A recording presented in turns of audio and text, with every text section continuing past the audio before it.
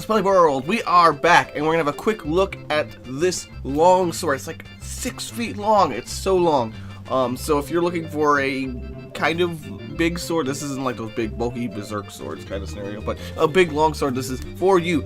I'm gonna go into a rant about material differences in the armory at finalcosplay.com and go into details about those kind of stuff. If you're interested in that, check it out. There's also pictures. But for now, let's make this incredibly long sword.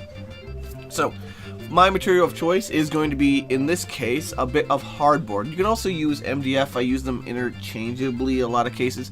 But I don't like to use things like plywood or particle board, because with plywood you get problems with the layers, finishing those and sanding them down and making them look nice. And with particle boards you get this weird, they're like big chunks, they're not as finely ground down. And some of your heavier woods you have a problem with grains. Also, when they're I think this is a 1/4 inch thick, they're not particularly strong. They're very brittle. Especially when your surface area is like 2 inches wide, it snaps remarkably easily.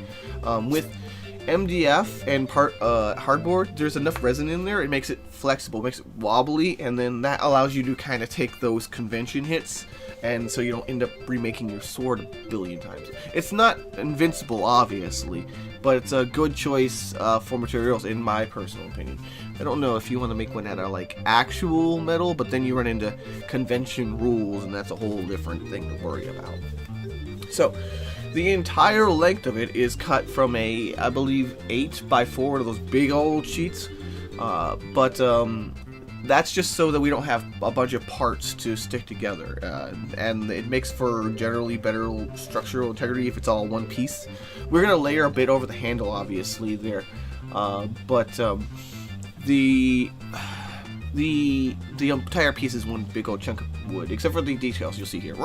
I have some plastic. This is PVC foam sheeting.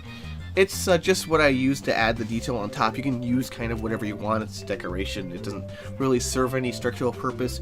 If you wanted to, you can add another layer of wood to make it a bit more sturdy. But so those are 1/8 inch thick. So that would make the sword, including the details, a 1/2 inch thick. That's a pretty bulky sword. But that's good generally because it's like 4.5 feet of blade. So you want a bit of thickness there. You want to create the illusion that it's thin. Additionally, we of course didn't sharpen it down. We just kind of put an edge on it to make it look like it was sharp. It's probably an 1/8 of an inch at its very sharpest.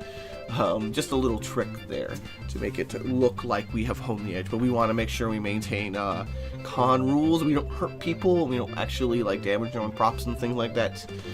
You see the guard there? That's actually MDF.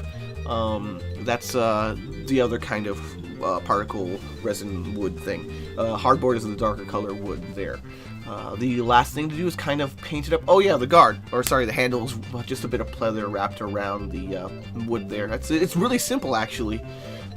So a bit of paint and a bit of varnish, and that is all you need for your nice, gigantic, long sword.